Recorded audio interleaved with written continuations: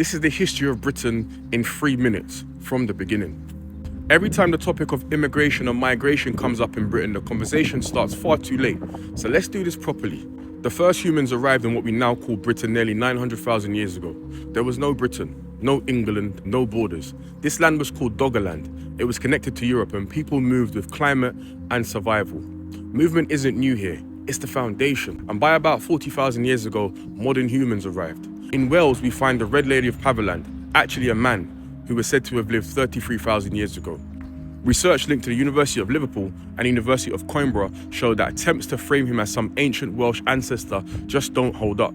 And as Professor George Nash explains, he was likely of African or Arabian origin, part of a long-distance human movement even then. And after the Ice Age, we meet people like Cheddar Man, who lived around 10,000 years ago. Genetic evidence suggests dark skin and light eyes.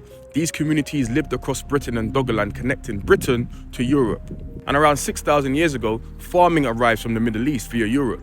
This wasn't just ideas spreading, it was mass migration. Much of the existing population was replaced. And around the year 2500 BCE, the Beaker people arrived. They brought bronze technology and another major population shift. By now, Britain has already been rebuilt multiple times. And by the Iron Age, Britain is home to societies and communities often called Celtic. But Celtic isn't a race, it's language and culture. Then the Romans arrive, and Britain becomes part of a global empire. People from Africa, the Middle East, and across Europe live here.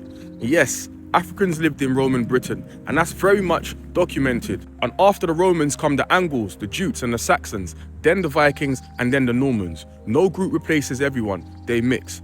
And medieval Britain is already shaped by migration. And then we move into early modern Britain.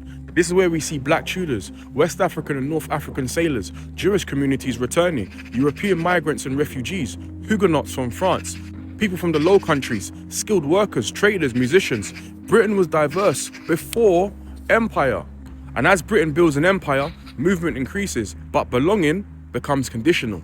And this is where ideas of race harden, where identity starts being policed. And after World War II, people from the empire come to Britain. The Windrush generation weren't outsiders, they were citizens. So when we talk about immigration today, let's be honest, British identity has never been singular, never static, and never pure. So when someone asks, who really belongs here? History asks back, which wave of migration are you talking about?